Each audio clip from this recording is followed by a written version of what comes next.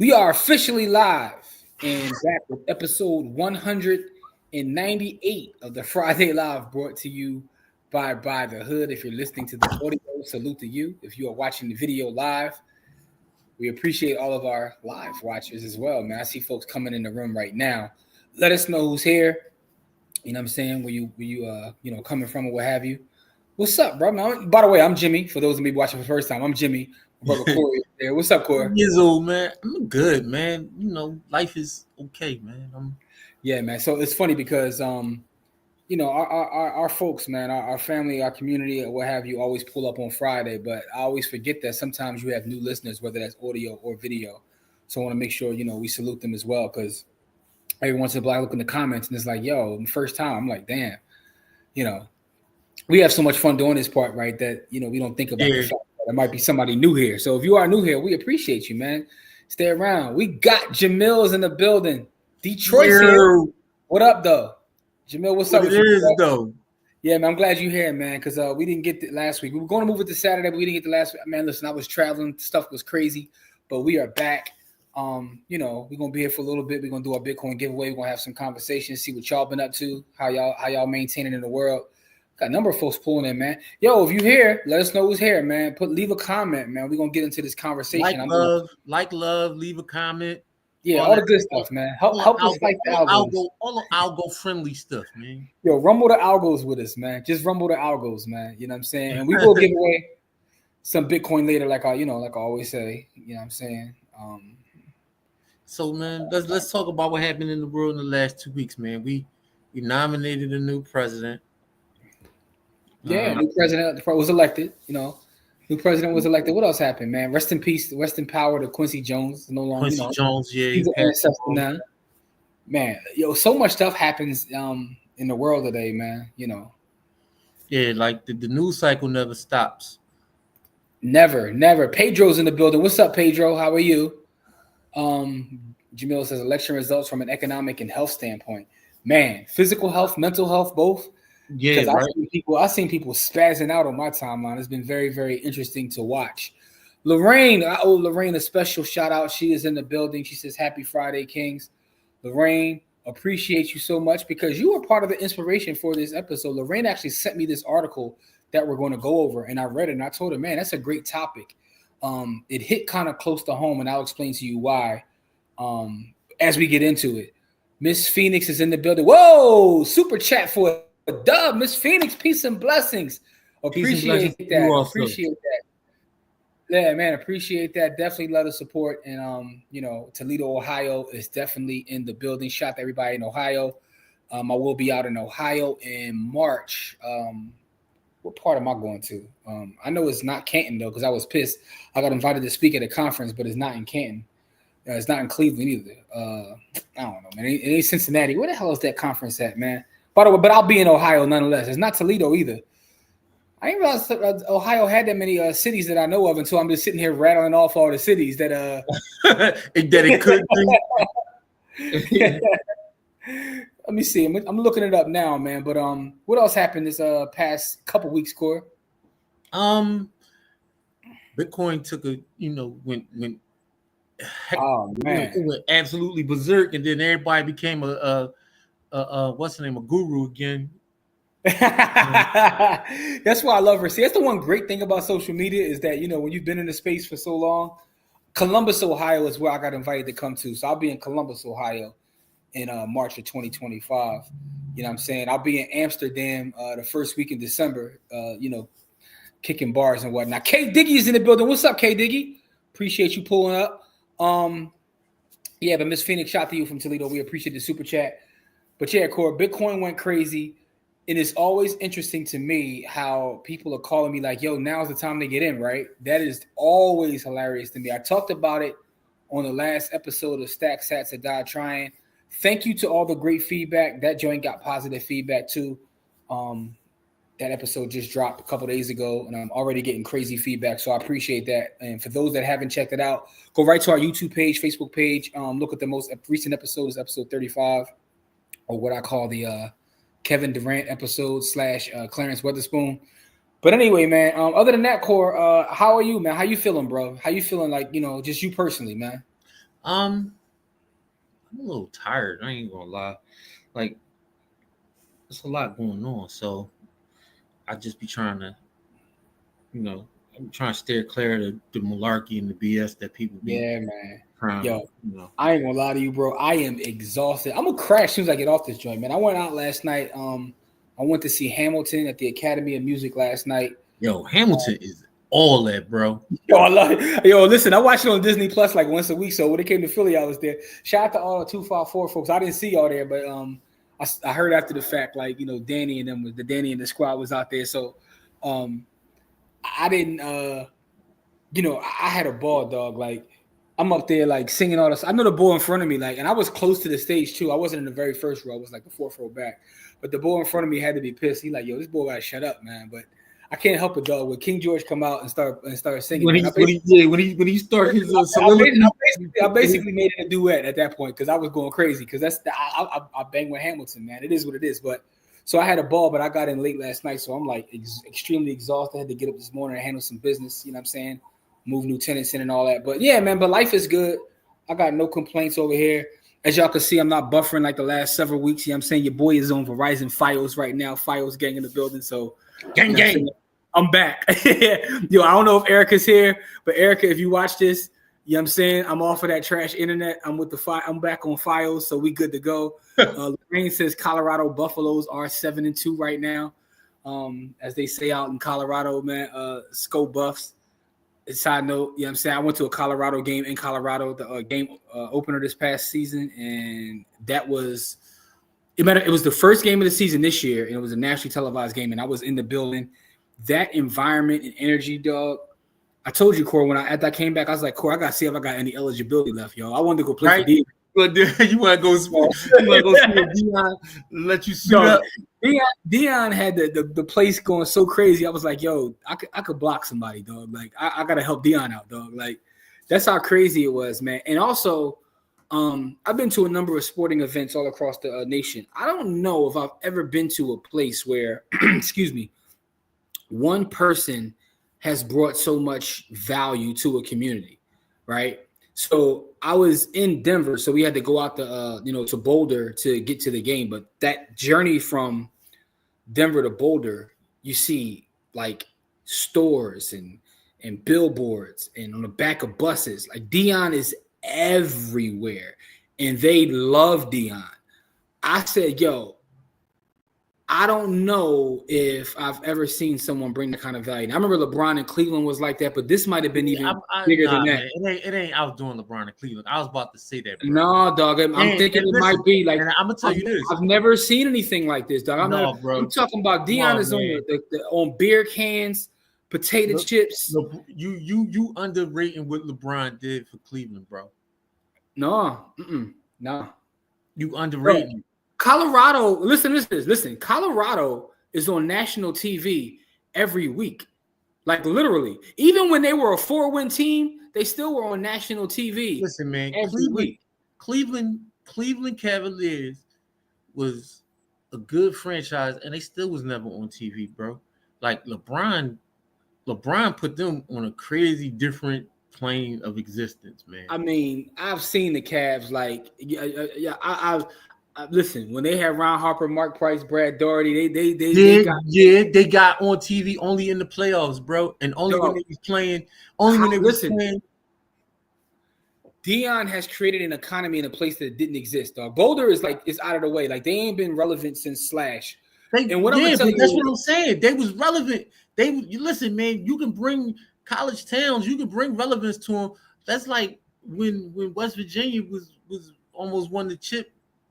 You know what I mean? Like Arizona State places like that, Tempe, Arizona. I'm not talking about. You can bring to me, it's bigger than TV. To me, it's bigger than TV. Dion is everywhere. He's on buses, Doug. He's on senior homes, daycare centers. Like his face is everywhere. He's like omnipresent in Boulder, Colorado, in a way I've never seen anyone, dog. I've just never seen it. I actually went to Cleveland when LeBron played there. It still doesn't equal up to what I saw in Boulder. Dion, dog, the value that he's brought, I don't even know how you put a number on it. Like, I would be interested if someone could do a study to figure out the kind of Yeah, they did it with LeBron. They could definitely do it with Deion. It's something different. It's amazing to see. But congratulations to those young men. You think he brought more money in than we did? Because they was the first to legalize it, and so they was. I sat in the summit a couple years ago, and what I've like learned from sitting in that summit is that Colorado is one of the more successful in terms of implementation of Mary Jane. And the conference I was in Portland, and they were saying that it shows like how having great legislators can make a difference in something like that, because the legislators in Portland was basically like, a free for all. So if you ever go out to Portland, and I was out there walking the blocks, there's a dispensary on every corner. They're like poppy stores. And the problem with that is nobody was really making any money. They said Colorado took a different approach where they spread them out. Like they looked at a map and was like, if you have one here, you can't have one within certain, blah, blah, blah, whatever it may be. Like, you can't be within 100 miles of another one. So whatever, I don't know what the actual number is, but it was kind of like more thought out. And based on that, they were very successful in how they implemented it. So to put it in, better jargon, like the slanguage, Portland watered it down, man. They watered the product down. They stepped all over it. They stepped all over it. So I don't know if I doubt he's brought more money than Mary Jane. But what I'm saying is in Boulder, Colorado, that's his place. Like I just never seen anything like it. With that being said, though, man, we got a topic to talk about this evening. And shout out to Lorraine, because again, Lorraine sent me this article, and it's about people, seniors specifically, but just people in general, falling in love with their property, right? So I have some thoughts on why this happens. And it's something that I'm like dealing with now in my family. Like my mother-in-law, she's getting up there in age. She's, not in the best of health, but we were like just having conversations about like, future planning. And the one thing I realized is she ain't letting go of her crib regardless. Remember I was talking to you last week about like how your situation with your mom and trying to protect the property or whatever. And that's how it happened. But we're just having conversations. Her attachment to the property is like, it's almost, I don't even know how to explain it, bro. She's attached to her property. It's emotional. It's beyond just what's the best decision financially or personally or health-wise. It's like, I'm not letting go of this thing. And I was having a conversation with some other folks within like the real estate space, and they were saying that they had the issues with elders in their family as well. And a lot of it goes to history and how we see real estate and property as African Americans, right? For so long, we didn't have access to be able to get whatever we wanted. Like, and then we were pushed into certain neighborhoods, whether that was through redlining, right? We had appraisal bias, we have lending bias, we have all these things. So our folks, when they get their hands on a piece of property, is different than other communities. And I have some other thoughts as well, but let me read the article though, because the article talks about it in a specific case with that. But I want you to think about that, Core, as I pull this article up. Like, do you have experience with this, or what are your thoughts? But let me know when you can see the article, Core, and I'll start reading. It's there. All right, here we go. So the article asks, it says, how can I convince her? We're in our late 60s with $6.5K a month in income and $5.2K in expenses. I want to sell our home, but my wife is emotionally tied to it, right? So he's 68, wife 67. They both retired. Their income is $6,500. Their current expenses are $5,200. They invest $800 into IRAs every month, and they put $400 into a savings account. Part of their monthly income is from rental property. They do not have a mortgage that and it produces $1,700 a month. It's appreciated $65,000 since we built it. Our combined IRAs are roughly $200,000. Our primary residence is worth $500,000. We owe about $130 on it. It's 2,800 square feet, 4 beds, 2.5 baths. I want to sell it and buy a smaller house with the proceeds, leaving us with no mortgage. My wife is emotionally tied to it and against moving, as she states. How can I convince her that my idea is a very sound financial move? It would free up an additional $1,100 a month that we can save and invest. What kind of professional can help us? Should I engage a real estate agent or a financial advisor to implement a path forward? So that's his question. And there's some financial. I'm gonna tell you this. But I just want to know, like, what is your opinion? Like, neither one of those people is going to convince his wife to move. I'm gonna tell you. But I want to ask you this question. So this article brought the thought about, but I want to get your perspective on this. I'm pretty sure his wife can count because they do all of this stuff together. So neither one of those two people is the people. They need to go see a different kind. They need to go see a marriage counselor because they got two different kinds of their mindsets are not in the same place, and so they have two different minds. So I'm not saying that their marriage is in trouble, but the financial people ain't going to move his wife. So here's the thing, though, and I want everybody watching, go to the comment section. Let me know how you feel about this. How do you handle this, for one? And for two, here's the bigger question. This is an interesting, specific scenario for them. But I think there's a bigger question or bigger conversation, and it goes to our emotional attachment, specifically as African Americans, to our real estate, right? Have you seen that in your life? What do you think about it? Why do you think it exists the way it does? I'm not saying that it's not a human thing, because people get emotionally attached to their homes. But within our community, I've seen it, and I have a lot of like reasons why, based upon asking people, my own little survey, and then my own thoughts just in general. But Corey, why do you think that is? We have such an attachment to, especially when we get the chance to own a property, that we don't look at it as being a financial asset. It's more than that to us. A couple reasons: time and energy put into the place. You know what I mean? Like, all your memories are built there, so you got time, effort, energy, memories. All of those things that are important to people happen generally in homes. And if it happens in a specific home, you want to preserve that. You want to preserve those time, effort, energy, and memories, and all of that kind of stuff. Also, most people can't really count, and I'm not talking about like 1, 2, 3, count to 100. I'm talking about the cost of current living against future expenses. When I was doing my retirement planning, I had counted a certain amount of money and thought it was going to be enough, putting in like what the government gave me as a cost of living thing, and I came up like to $100 short of that when I actually did retire. So, what I mean? That'll tell you everything you need to know about the cost of living raise and what it really means. And so people don't understand the future value of things, right? So getting attached to a home, especially when you want a fixed income, might be bad business. You know what I mean? It could be good business, but it could also be bad business, because everything around you getting, we had this conversation a few weeks ago, everything around you getting more expensive, including your taxes and everything else in this property, especially if the property value goes up really quickly, and your income is stable. You know what I mean? And so you may need to downsize into something different, and live somewhere different. But the emotional damage that does to people, they won't be able to. They can't. They would rather have the emotional damage of losing it in a fight than selling it to someone else. So I have a couple opinions. I want to see what everybody out there watching. What do you guys think about it?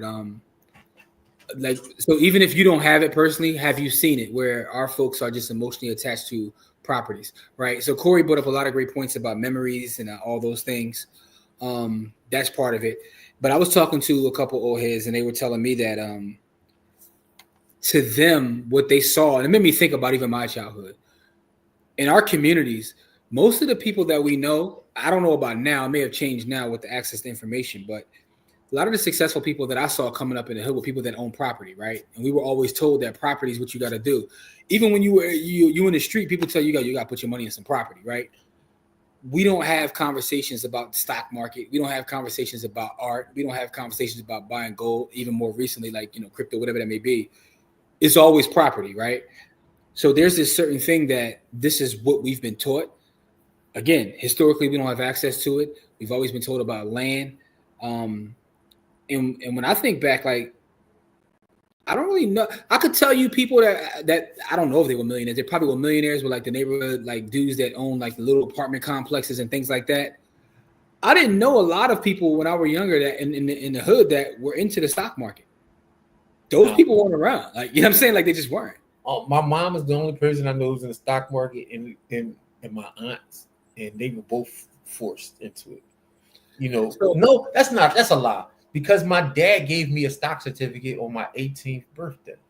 So my dad has been into the stock market, but he bought like a basic John, like a CD, like, you know what I mean, a money market CD.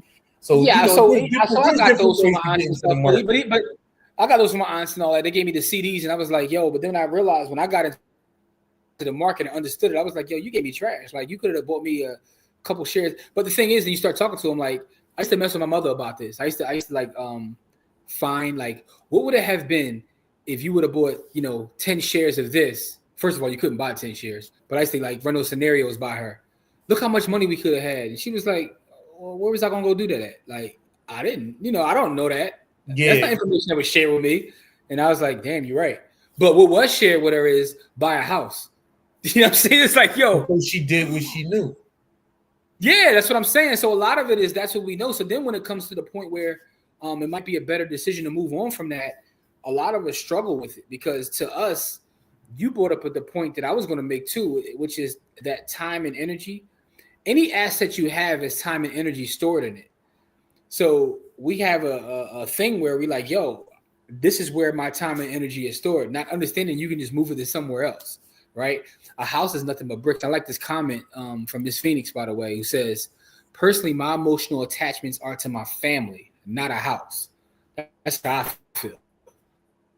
You know what I'm saying? It's the family. Another quick side note, I'm looking at what Lorraine said. Harvard Business School is doing a prime effect case study. Can't wait to read that.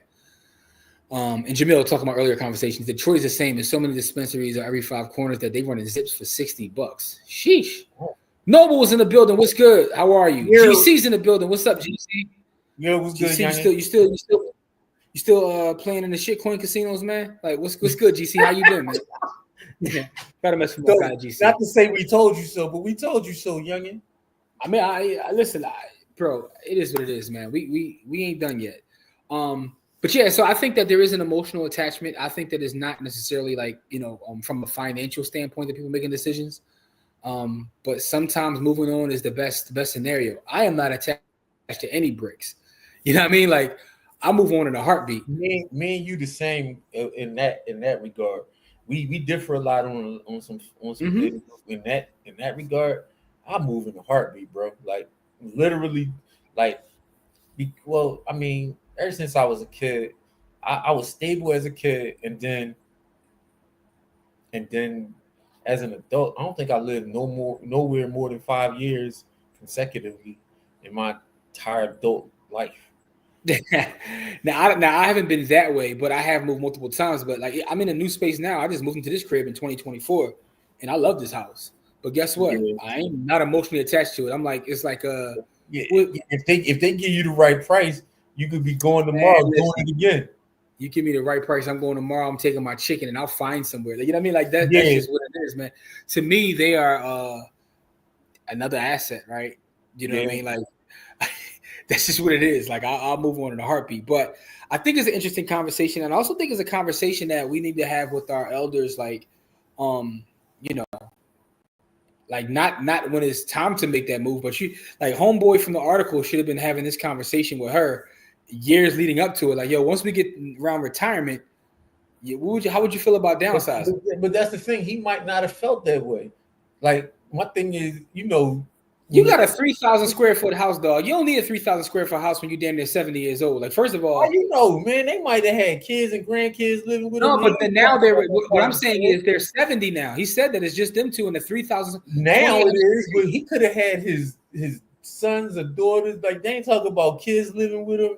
No, I'm not talking about ever. I'm talking about now. I'm talking about how recently they could have had that the year prior. He didn't talk about any of that. We don't have any of that information. So I'm inferring it from. Let me pull it back up. Like in terms of him explaining the situation, like Anything could have been happening in that crib. where he described the house. He described the house in here somewhere, but you know what I'm saying, like 4 Yeah, beds, 4 beds, 2.5 bathrooms. 2,800 square feet, and he said he wants to downsize. Yeah, but now he might want to downsize. He might not have wanted to do it earlier because they might have had some other. But that's not the point. But the point I'm making is if like so for instance, you right now, right? You may have a conversation with your wife right now. It might be 30 years out. Like, hey, when we get older, like, would you want to downsize? Like, Oh I yeah, have yeah. I have these That kind of conversations now. Like, conversation, I've already had a conversation. yeah. Like, if I make another move, I don't know. This might be forever. I don't know. But if I make another move, it's gonna be to a condo. I'm gonna get a luxury condo, like somewhere, and and be happy there. Like, I've already like these are conversations that you have to have. So when the time comes, you're not just scrambling trying to figure out what's the next move. We got to do better at planning. I think is my overall my statement on that is we just got to do better at planning. Anyway, man, what do y'all think though about people being emotionally attached to their real estate? GC was talking about crypto. He said all he's buying lately is sold. Oh, he's still shitcoining, but it is what it is. Yeah. Man. Listen, young boy, buy Bitcoin and stop playing around, bro. I'm not even going like this. This ain't financial advice. This is not financial advice in the slightest. But this is what we've been saying since you've known us, bro. Like, no, but here's the thing, though. You're talking to two people who played in the dirtiest corners of the crypto hell, bro. Like, we played in some dirty crypto hell places, bro. And I'm gonna tell you like this: all that time and energy was wasted. We could have just bought Bitcoin and we could have just sat. And once we started doing that, like, because Jim was on it probably 8 months to a year before I was, as far as just buying and holding. Listen, bro. I was still playing in the dirtiest cracks and crevices of crypto in 2022. Nah. I was. Jim wasn't. I was maxed out before then. Here's what I want to say, GC. I'm not going to tell you to do anything because I think all roads lead to Bitcoin eventually. Like, you're already up with your soul. Congratulations, Tyrese, my Tyrese voice. Congratulations. All I'm going to say is that all roads lead one place, man. So that's all I'm gonna say. But congratulations, man. So Paz says there are only 3 ways to build wealth: real estate, business ownership, and stocks, financial markets. And none of those should tie you emotionally. That's a great point too, Paz. Yeah. That's an excellent point that I didn't even think about saying. Like, it goes beyond just attachments to property. Yeah. If you have a business, right, you may have to tell what's in heat, right? What my man saying, heat, you gotta be willing to like turn away, like man. You gotta be willing. So what I'm saying is, if you own a business, it might be time to sell that business. Don't become emotionally attached to the business where you start to make bad decisions. I've seen that happen to people just as many times as I've seen it happen with real estate. I mean, the same thing can be said for stocks, like Paz said, financial markets, right? Where you've been holding on to a stock for so long. Doug, you know that the first stock that I ever purchased was Coca-Cola, right? And I had thousands and thousands of shares of Coke, and it was difficult as hell for me to let it go. But I just didn't see the growth that I was looking for. So years ago, and it's all documented in About a Hood, like on the university. I put it back there when I sold it all. Like, yo, I'm exiting this whole position. You know what I'm saying? But I understand that part. So my point is, I can see how people get emotionally attached to stocks too. Imagine you work for a company, right? And part of the reason you work there is because of the equity you get. And you put 20, 25 years into a place and you got a bunch of stock. It's going to be hard for you to let that go too. Not me. For somebody, it might be hard for some people to let it go. There's nothing hard for me. I'm going to tell you like this, man. I believe you. You know, the funny thing is, I believe you because we had a conversation on this platform, by the way. Yeah, I can let anything go. Where you told us. Now I ain't gonna say me. You told us with a straight face while she was in the audience that, like, if it don't suit you, you turn away from your wife in 2 seconds. I was like, God damn, I can let anything. This boy is cold. My man will let anything go. Anything. There's nothing. Listen, you a sick bastard, man. I love you to death. Man. Something wrong with you, man. Listen, I realized that And you know what caused this? Losing so many people that I love. Okay. You see what I'm saying? Like people that I didn't think I could live without, and then I live without them. Things that you know what I mean? Like when you start to live without people you think you can't live without, then you realize you can let anything go, and I mean anything. I guess I ain't there yet, bro. I'm not. I'm not there yet. I don't know if I ever will be. Kahan, what's up, good brother? Yeah, man. I don't know if I'm there yet, man. But past, that's an excellent point, man. You should not be emotionally attached to any of those things. Yeah, I mean, I already was kind of transient. You know what I mean? Like because of the way I lived and the way I grew up. You think the military has anything to do with it? Nah, it's not just the military. Like I used to just be out. Like before I met my wife, I never traveled with anyone else. Like I used to go everywhere by myself. See, that's another thing, right? So I was never that guy either. Like right? Because I had friends and I'd be like, "Come on, let's be out," and then they start tapping their feet, and then I'm gone. Like that's an interesting thing. Huh? That's an interesting conversation, right? Because I was having this conversation with my wife. I was like, "Yo, I've never been a lot of places. I don't generally go to restaurants by myself. I don't go to the movies by myself. You know what I'm saying? Like, I've been everywhere. All of those places I've never been on like a vacation. I've been on like planes for business by myself, but not necessarily for pleasure. Yo, absolutely. I love me some me, so I go. No, I do too. But I mean, I guess it's. I'm just saying when it comes to because especially on vacation, I'm saying I like doing it with my wife because she's similar to me as far as like timing. But like when I'm on vacation, I don't like going with other couples and all of that kind of stuff. Yeah, because I don't like to play on everybody else's schedule. Like, well, here's the thing, though. Not that I don't like to do the same things that they do, but I might not want to do it at the time that they got it scheduled to do. No, I feel that. But my thing is like, I guess like, we've done both, but.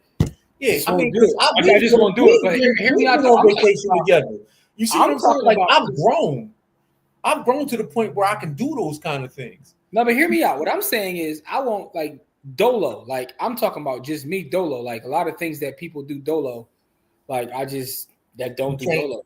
Well, especially I'm not saying I can't. I'm just saying I haven't. Like when I was younger, first of all, I would like gotta find a young tenderhawk. Like we out like.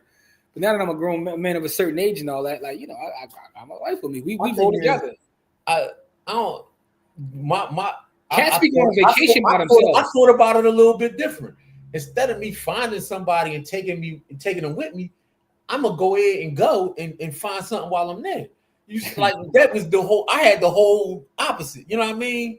Like I had the whole opposite thought pattern. Like I'm gonna go enjoy myself, and then I don't have no attachment to that person when I come back. I can go be free, do whatever I want to do, and I don't think about that person again when I come back. Listen, man, I gotta be. This is like a moment of transparency, right? So I understand exactly what you're saying, man. But as my brother Diamond Dave would say, man, the spirit is in me, dog. Like, I've always had the spirit in me, so I gotta take you and show you some stuff. Like, you know what I mean? Like the spirit is like Diamond Dave, man. Like I'm being honest about it though. See, a lot of people lie about it, but I'm not gonna lie about it, man. Yo, you funny, there, bro. Shout out to man. Maybe my old heads put the pimp in me because I don't have that in me at all, bro. No, but listen though, it's weird, right? It's gonna sound crazy. It's enjoyable for me. Like anyway, man, I got issues, bro. We all got issues. We all got our own things. Edward is in the building. What's up, Edward? For those who don't know what I'm talking about, man, y'all gotta watch our brother Diamond Dave's channel, man. Like you know what I'm saying? Like y'all gotta watch Diamond Dave, man. That's our brother. Yo, his perspectives are so like refreshing because you hear everybody recycle the same malarkey, and he never does. He never does that. His the way he perceives things and the way he puts it together is something totally that you don't see it. You know what I mean? Like, yeah, man. He's talking about the same things that everybody else is talking about. Yeah, I shot him a message right before we got on here, though. But we were talking inbox this week. But I shot him a message right before we came on. That's our brother, man. Lorraine says, been going to the movies by myself since I was 16 years old. Dinner and vacation solo is awesome. I don't know if I've ever done any of those things solo. Now, Now I travel for business often, so sometimes when I'm traveling business, I will go get a grub by my on a dolo. But it's funny though because in 2025, you never feel alone anyway because I could jump in a group chat or whatever, and I always got somebody to talk to. Like, you know what I mean? Like you got a phone now, so everybody text you. But see, I did this way before the cell phone, bro. I was doing this in the 90s. No, in the 90s, I still had the spirit in me, so it's like, yo, I'm gonna find something that ain't never been off the block and show it like this, and then show the world. Now I got it now. Look, now I got it forever though. Anyway, with all that being said, Edward says, hit the like button, man. Everybody do me a favor, hit the like button, hit the love button. We will do our giveaway soon. Today we were talking about emotional attachments to assets. It really was about property, but Pass brought up a great point that it can happen with businesses. It can happen with real estate. It can happen, with stocks. It can happen with a lot of things, man.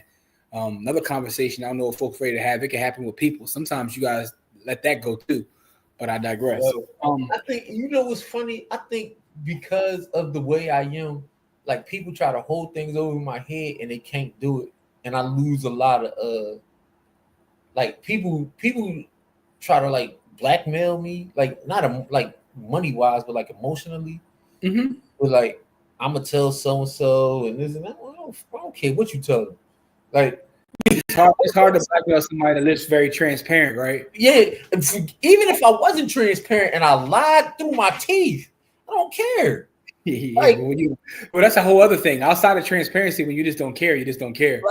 Like who you telling that I care about that enough that when they bring it back to me that I'm going to be emotionally destroyed. Like not that I don't care about them, but I care so much that about their opinion of me that something is going to change in my life. Nothing. There's no one you're going to be able to tell anything that I care that much about that I'm going to be like upset about it. Like, all right, go tell them. Like, whatever it is you got, what information you got to tell them, go.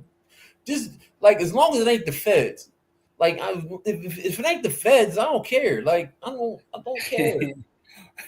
It's official. Only the feds I fear. Yeah. Like rest in peace. Yo, I was listening to Biggie this week. I got a thought about that too, Corp. I'm gonna get back to that. I got a lot of so me and you real quick. I want to make sure I want to stay on topic real fast though. Because I was thinking about this yesterday when I was at Hamilton, and the part of when spoiler alert for those that haven't seen Hamilton yet. But when I was absolutely amazing.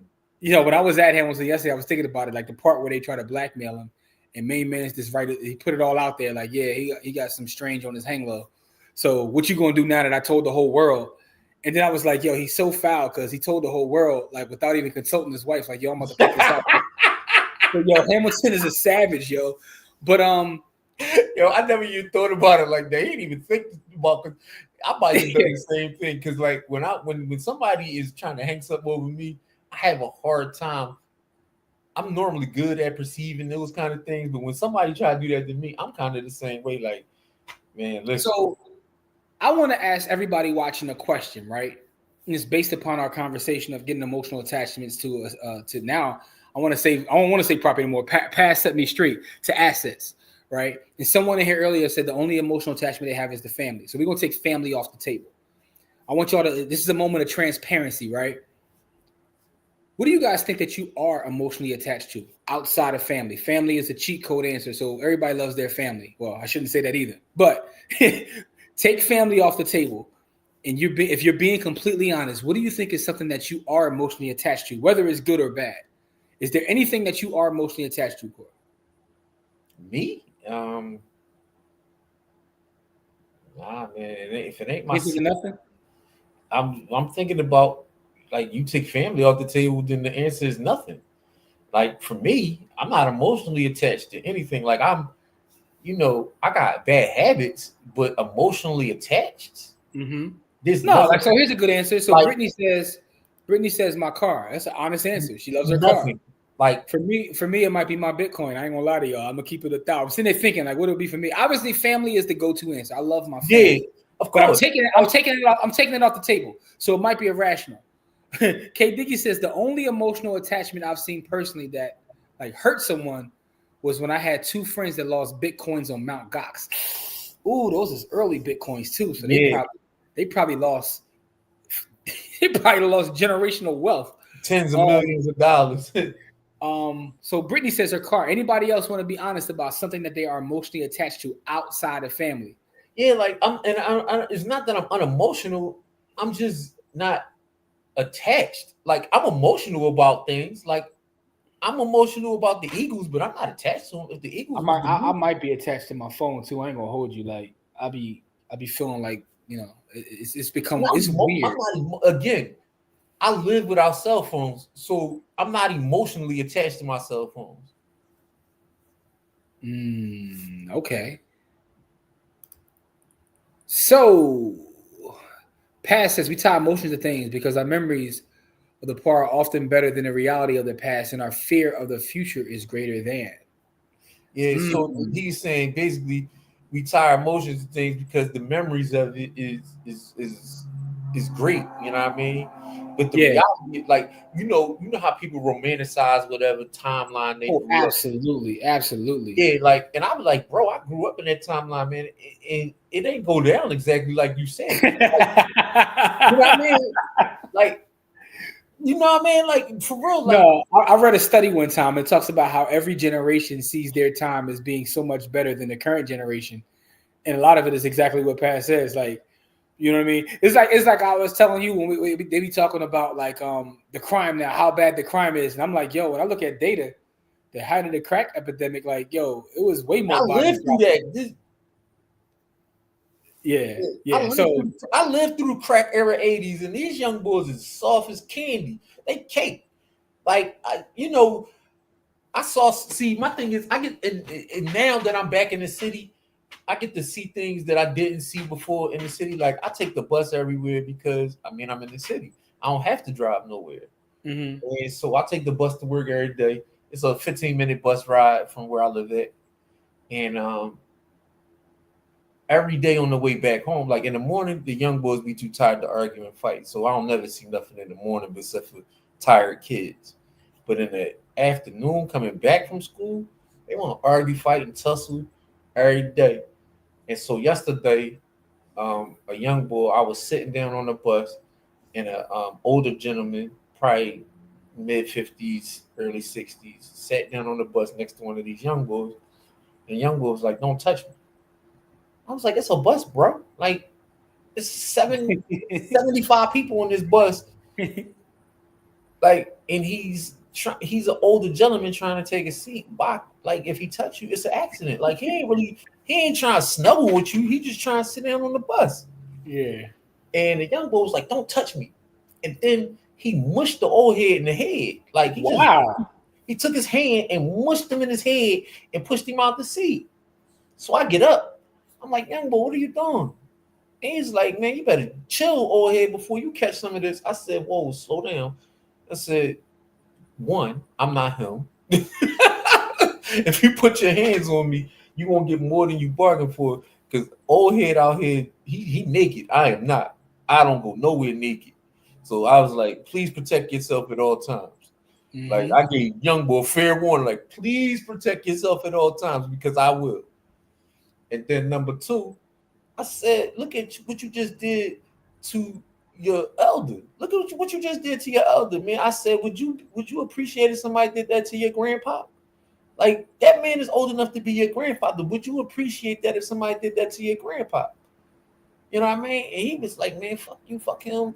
Like, young boy was going absolutely bonkers. I said, "You know what, man? You might have had a hard day. Go ahead back and sit down, man. But don't push over here like that no more."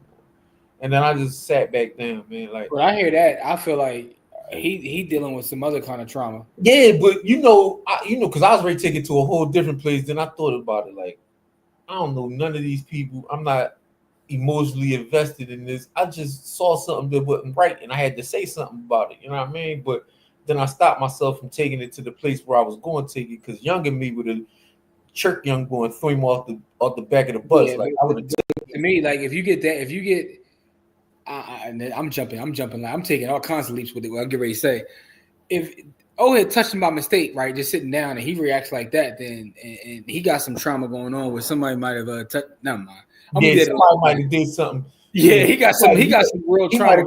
He might have got the actual video. We're gonna send the prayer up for young boy because he's going through it, man. Yeah, but you know, I guess the point that Pastor is making is relevant, man. We always have these like rose-colored glasses when it looks up to that. We do it in arts, in the music, just in everything. It's everything is better when emotional attachments are common, but like for me, I'm not emotionally attached to anything to the point where I can't release it.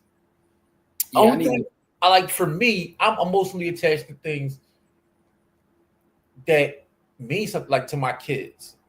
Yeah, but I took that off the table, man. You can't say family. No, man. But I'm just saying, I'm not so emotionally attached to anything else that I can't. We got you. Brittany says that it was her dream car, and she ended up getting it after a very bad accident. Well, listen, I'm glad you feel better, Brittany. For a reason, I'm glad you got better, and you got your dream car. So, right, something that she always wanted, she finally got it. So she got an emotional. I get that. I totally get that. Pat says, "Yeah, Corey got it. I hit enter before the thought was finished." Yeah, we got you passed over that, and that's an excellent point. So real quick, man, I gotta tell you a story, man. We're gonna talk about some of the things that we're watching, the consuming, or that are bringing us joy before we get out of here. But yeah, I was listening to Biggie this week, right? And I was just getting ready, to go to the office, and I'm sitting there listening to it, and it occurred to me, dog, like his music does not age well, bro. It's not even that it doesn't age well, because Biggie's the illest, man. It depends upon what song you want. The storytelling songs will live forever. But I was sitting listening to it, I'm like, I never realized how much he youngboyed Lil C's. Like, he youngboyed him crazy. Like, come on, you Lil C's, you could go with me with the shorties, and after I'm finished with them, then you can get like. Yo, yeah, he did a lot of that. First of all, the one joint, he says, throw the keys in Little C's to pull the truck up front. Like, he's talking to him like a straight, like, flunky, like dog. Like, so I was sitting there like, all right. And then in the other song, right, I'm not going to say the lyrics, but basically what Christopher Latour Wallace is saying is that all the young ladies, so first of all, C's got to spend all night in the club, you know what I'm saying, getting the young ladies to understand his story just for them to have coitus with Biggie first. Like, that's wild. So I was telling my man, I was like, yo, why he was this young boy in Little C's like that? I was telling this to my man Hank. He was like, yeah, he's like, I think Biggie got more diss lyrics to Lil C's than he do Tupac. Like, but that's a good hit on it. He was definitely young boy in Lil C's, man. I know that's like his little brother, man, but I didn't realize it until I was just listening this week, and I'm like, Big is wild, man. But anyway, he's just telling the story like from the big brother perspective, though. What's up, yo? Whoa, what's good, bro? How you been, man? We ain't seen you in here in a while, man. What's going on? Glad you pulled up, man. Pedro says that he was 17 years. See, that was like his young boy or whatever, but I never realized how much he talked about it in the lyrics, man. Like, yo, C's know all his, like, yo, you got to come have coitus with Big Papa first before you even go see C's. After C's did all the work. That's crazy. That's absolutely insane. Yo, that's how, man, again, that's something in the late 80s, early 90s that happened. Yeah. So that definitely happened. No comment, because I won't be looked at different. What I'll say is this though, Core, what are you reading, watching, listening to that is currently bringing you joy now, man? You got any new TV shows, any music, any books, anything? Sports. I mean, I ain't really been. Okay, so you on your, like, what do you think about? I don't want to call him the boy Jared McCain, man. What do you think about the young boy? I know you watching the Sixers. He alright. He alright, but he ain't real. Like, for me, I think he has the potential to be real, but he got to get on that maxi game plan where every year. You see what I'm saying? Like, every year. I hear you. I'm laughing at this comment, man. He said, where C's was a youngin'. Then he paid him back by crashing the whip and breaking big leg. So Little C's crippled me. That's funny. All right. Anyway, all right. So we're gonna answer that question in a minute, Jamil. But so I got a couple things I want to talk about. Right. I found this documentary series on Amazon. It's called Titans. The Rise of Wall Street. It's a couple years old, but it's popped up on Prime, so I started watching it. And it's about the building of Wall Street to what it became now. So it goes over like J.P. Morgan, like a lot of names a lot of names you don't know. But how it came from like this little podunk, like little place in New York, to being the powerhouse that it is now, where more wealth flows through there on a daily basis than most countries, like in the course of a year. It talked about actually before Wall Street became what it is. It actually was in Philadelphia, is where the financial markets and capital was. Yep. But one dude like made a crazy mistake trying to he wasn't really trying to scam, but he was trying to scam. But anyway, go look it up. It's called The Titans: The Rise of Wall Street. So I'm watching that, and that's pretty dope to watch. I read a book. I finished a book this week. That's So there are 2 books I read this year. I read probably about 30-something books this year, but there are 2 books that I know that'll probably like sit with me for a minute. One is the Ta-Nehisi Coates book, and it's not really the full book. It's the last chapter of that book. His newest book. I finished that one, and actually went to meet the brother and see him talk about the book. Shout out to Uncle Bobby's. But I read another book. It's called Nephew by M.K. Asante. And shout out to M.K. Asante, man. Like, I think M.K. Asante might be one of my favorite nonfiction writers. His last book, which was called Buck, was dope. But this one, Nephew, is like powerful. It's going to sit with me as well. And his essays that he wrote to his nephew, who was a victim of gun violence. So, but yeah, the book is like one of them things that's going to sit with me. So, that's what I'm reading. That's what I'm watching. Titans: The Rise of Wall Street. So for those who got Amazon Prime, definitely go check that out and look up the book. It's called Nephew. What else we got here? Jamil says our thoughts on the Little Dirk situation, and he also says you gotta get up on Calamar White, aka Agent Ratliff. Whoa, what's this? This must be YouTube, man. This must be YouTube, man. We know the brother Jamil lives on YouTube, so let's see if that's what he's talking about. Yeah, I don't know who Calamar White is. Yeah, let me Google. Let me hit the phone real quick. Yeah, my phone straight fixed it to make it say calamari. Calamar White. So Jamil be. I gotta make sure, man, that he ain't sending me nothing that's going. Oh, here we go. Oh, I did. All right, I did see. I saw that on like a music video.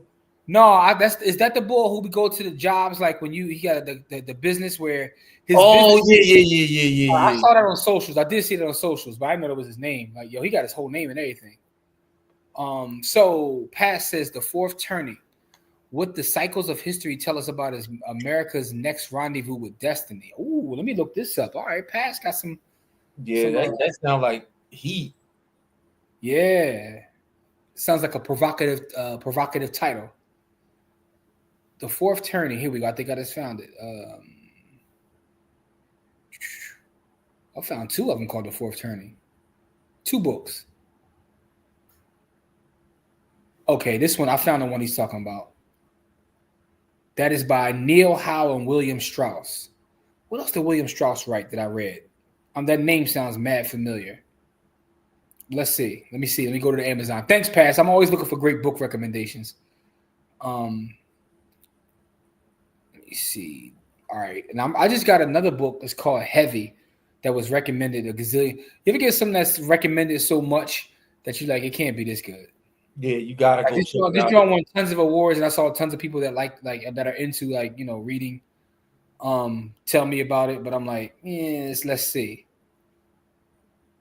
All right, so Pass. I just added that, so I'm gonna get on that too. Appreciate that. Appreciate the book. Anybody else got any good books or good podcast, good TV show? Let us know. We're gonna do our giveaway in a couple minutes. Man, other than that, man, check out the Stack Sats or Die Trying episode, man. Get into Bitcoin, its current rise. And the thing that people don't realize is like they're attributing it all to the election, but it's more than that. It's 6 months after the halving, right? So a supply shock happening in the Bitcoin space. So, we'll continue to see that. Core, I've been body blowing SPY all week again, bro. Just been trashing it. I had some 590 puts today.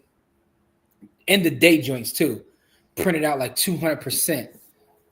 Oh, yeah, like that. Yeah, that's how crazy it is, man. Let's see. Also building a Wall Street. Thanks for the recommendation. Yeah, Pedro, I read about that. Erica was telling us about that too. Like, so I'm interested to see like how that plays out. But this documentary, Titans: The Rise of Wall Street. Look it up. It's on Amazon Prime if you got Prime. It's pretty dope. Yeah, that book is dope too. The one I was telling you about, Nephew. But I gotta look up the fourth turning now, man. So that's currently, what I'm listening to, what I'm watching. You know what I mean, or what have you. Core, this week's giveaway, right? Here's what I want to do, right? I want to give away $25 and a $10 joint, just because we missed a week. You know what I'm saying? So we're gonna give away two, a 25 and a 10. But what are we gonna make the giveaway phrase this week? Attachment. We talked about emotional attachment. We talked about Bitcoin. We talked about Lil C's getting chumped. We talked about the Sixers for a minute. You know what I'm saying? Like, what else we talked? We talked about a lot of things, man. What do you guys think? I need some recommendations of what we're gonna make the key phrase for the giveaway. Yeah, emotional. People about to get a quick economics lesson if they think that tariffs are going to solve issues of inflation. They about to get a rude awakening. Yeah, that's gonna make things way, way more expensive. What else we got here? Old boy. Hashtag old boy. We got any more recommendations for the giveaway? You know what I'm saying? We're gonna give away some Bitcoin. We'll give away two winners. So make sure you stay on for this giveaway. But we need some more recommendations. Give us some more recommendations of what we should make this hashtag. And we're gonna actually get to that. I just need some recommendations. Corey, you got any other one? You got any other ones? I think we might got a winner. Yeah. I'm emotional and I can't let go. Yo. I think I got the winning phrase, yo. That's hilarious. That is definitely the phrase that pays. All right, y'all. So we got a winner right here. Shout out to Kahan, man. Yo, that's hilarious. So if you want to be put into our giveaway, put in hashtag Carl Thomas to our weekly giveaway. Just put in hashtag Carl Thomas, man. Shout out to Carl Thomas. Yeah. Shout out to Kahan for the reference for people of a certain age, because no young boys know who that is. Yeah, man. Mr. Summer Rain. You know what I'm saying? Yeah, man. In the middle. Carl used to get busy though. Don't front on that one album wasn't that. Listen, I'm not fronting with Carl at all. Crazy. I thought Carl was a simp when I was a young boy, but then I realized like Carl just was going through some issues, man. Carl was going through it, man. Listen, man. Yeah. Shout out to Carl Thomas, man. I thought he was a simp when I was a young boy. Hey, Jamil, make sure you rewrite it, man, because I think you messed up your spelling of that. So I don't want you not to be put into the giveaway, man. Hashtag Carl Thomas put you in the giveaway to get some Bitcoin. Remember, because again, I gotta make sure that everybody knows this. If you win, you gotta let us know that you're still here, right? Once you let us know that you're still here, you can give me a cash tag, right? You can put it right here in the comments. You can inbox me at JW the Blueprint on everything. At By the Hood, you know what I'm saying? Brittany said, Jimmy hit those notes right. Listen, man, I got an 8-octave voice, man. I don't bring it out often, man, but you know what I'm saying? Like, you know what I mean? They call me the EOJ, 8-octave Jim. I'm out here, man. You know what I'm saying? Like, plus I'm a little excited, man. I told you, for the folks that was here earlier, I talked about how I went to see Hamilton last night, and you know what I'm saying? So I'll, in my bag real quick. Thank you, Brittany. I appreciate that. Hitting those notes. Listen, man. Listen, when King George came out, man, I got busy with the King, man. So yeah, can't even lie about that. Hashtag Carl Thomas put you in our giveaway, man. Kahan, shout to Kahan for that, man. Shout to IBB, getting ready to have our Christmas celebration. I probably won't be able to make it though. I'm gonna be in Amsterdam, but for those that are looking to get into a Black American investment group, y'all better join now because we going crazy. But yeah, we got that too. We got to talk about that more. Bring that up on our Friday show. That and Anybody looking to get involved in that, that's what we're looking for. We're pooling our capital to buy assets. It is what it is. So I'm gonna give about 1-2 more minutes, and then we're gonna see who's gonna win a giveaway. Remember, it's 2 tonight. It's 2. You know what I'm saying? 1, 2, 3 into the 4. So what you got? What you got going on this weekend, man? This weekend is prep for next weekend, which is I'm going back to Texas to go visit my youngins. Okay. Yeah, so I'm just getting everything together. You know what I mean? Making sure all my business is in order here for when I come back. You know what I mean? Yes, sir. So just a lot of running around, trying to make it. Trying shout to out to Andrew too.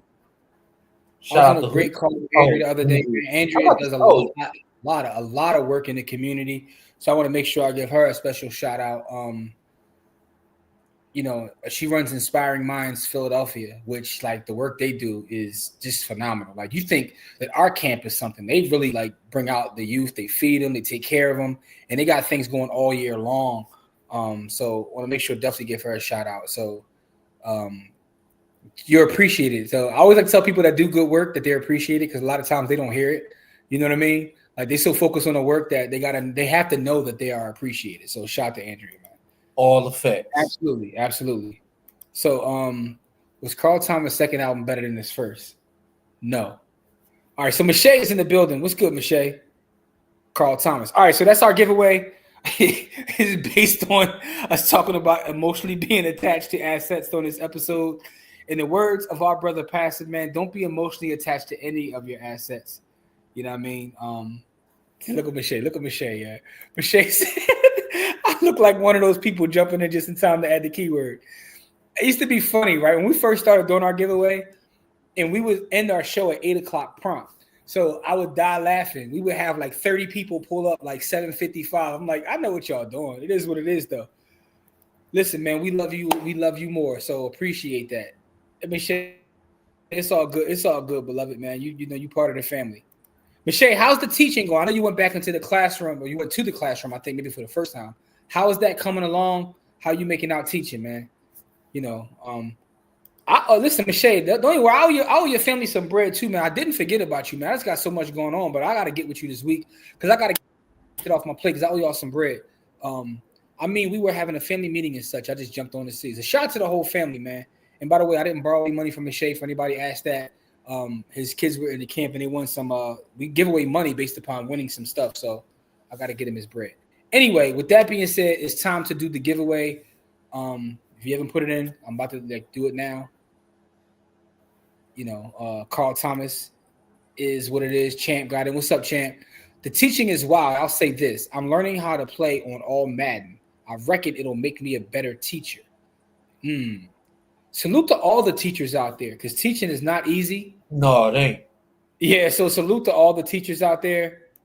I often think back of I was thinking back the day Tracy made me think about this. Tracy had put up a post where she was talking about her experience at Ivy Leaf, and I went to Ivy Leaf as well. And having conversations. See, that's all right. Here, read this comment. I'm gonna get back to that thought. The second album carried me through a tumultuous breakup. Him, Harold Melvin. All right, so that's a personal thing to you, Jamil, because you were going through something. But listen, I was thinking about just elders who work at the school and how they poured into me and kind of always told me that I could achieve greatness, right? That was a everyday thing. And when I talked to other people, I realized that they didn't have that. And when that's your norm, you don't realize that other people don't get that. You think what I'm saying? Yeah. If your norm is you coming into school every day and Black excellence is their expectations, and they're telling you about what such and such did, you're getting our history was Black history. It wasn't a thing. And Andrea is also she know what I'm talking about. And someone said on Tracy's post, it was it's funny because Ivy Leaf was my HBCU, and it's I never thought about the fact that having good teachers or people that actually cared isn't the norm for some people. So when I see people who are into teaching and take it serious, I always want to salute teachers because it's not easy. It's change, especially depending upon the culture of the school, you change lives, man. Yeah. Well, you're gonna change lives either way, but the culture. No, dog. A great teacher. I had great teachers. I've had bad teachers too throughout my journey throughout school. But yeah, teachers definitely change lives. My class mix was actually supposed to go to a more experienced teacher, not appropriate for a first year teacher at all. Oh, so they definitely threw you on all mad. They're like, he gonna learn on the fly. One thing I do so far is check them hard when they try to use black as an insult or negative modifier. Oh, heck no. Yeah, we ain't going for that. We ain't going for that at all. Anyway, man, listen, let's get this giveaway started, man. Let's get it, man. Good luck to everybody. Remember, we got 2 winners tonight, 25 and the 10. So let's get to it. Let's see who wins the 25. Matter of fact, 10 go first.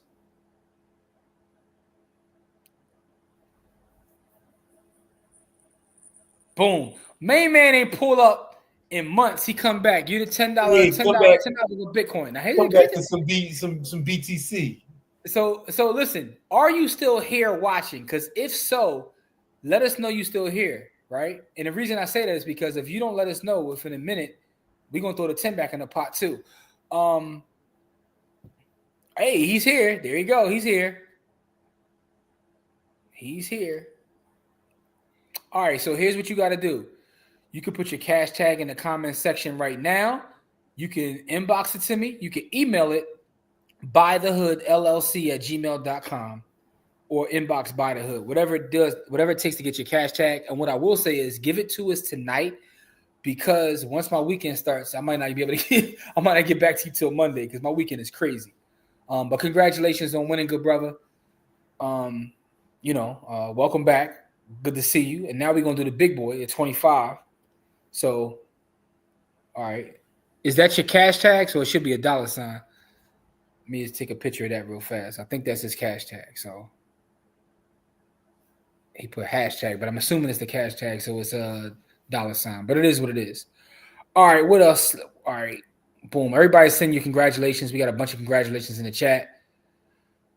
So let's get to our next winner. We're going, boom. Let's get it. Good luck to everybody. This is the big boy. $25 to this person. And the winner is Champ. The champ is here. The champ always winning. Here's the funny thing, though. And shout out to Pass, because Pass made me think about this too, right? Pass put in a group. He was like, when Bitcoin crossed 80,000, wasn't even 90. He was like, man, imagine the people, because we've been doing this for years now, giving away Bitcoin. And there's some people that have won multiple times. Champ has won multiple times. Champ, shoot me a message.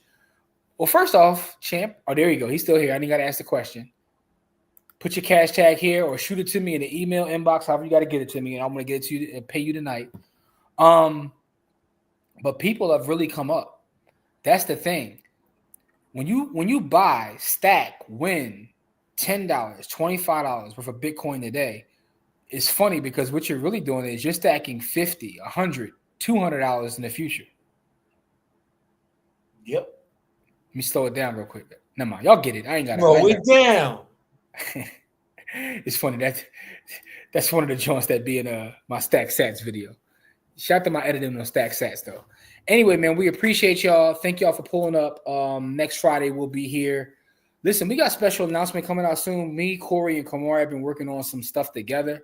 That's going to be very phenomenal. So you'll hear about that soon. But Stack Sats will be out again next week, so make sure. Said I won twice. It's not 100. Listen, it's not 100. Oh, yeah, he got you. It's now 100 is what he's saying. All right, cool. So he won twice at 25, and it's now 100. That's what I'm saying.